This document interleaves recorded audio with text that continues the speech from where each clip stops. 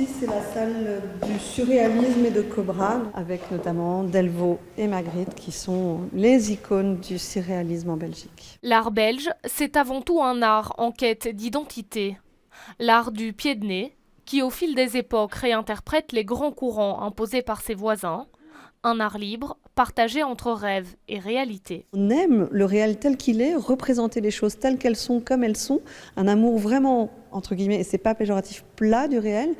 Mais derrière cette platitude, cette réalité, il y a des univers tout à fait oniriques. Le surréalisme en est une illustration parfaite, où là, on ouvre à l'inconscient, à l'imagination débordante. Après 15 mois de fermeture, les collections permanentes sont à nouveau accessibles.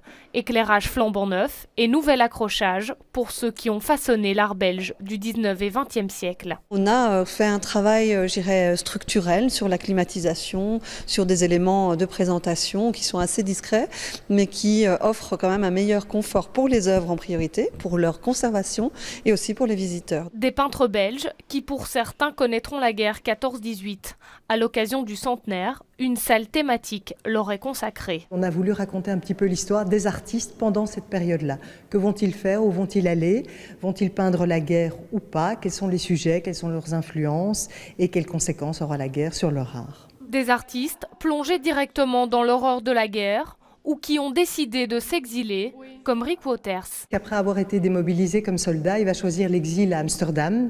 Et on voit ici Mélancolie du soir, où il a peint son appartement dans cette capitale-là, avec sa femme, Nell, au bord de la fenêtre. Pour sa nouvelle saison, le musée d'Ixelles met à l'honneur l'artiste chinois Gao Xinyan, qui vous plongera dans ses tableaux à l'encre de Chine jusqu'au 31 mai.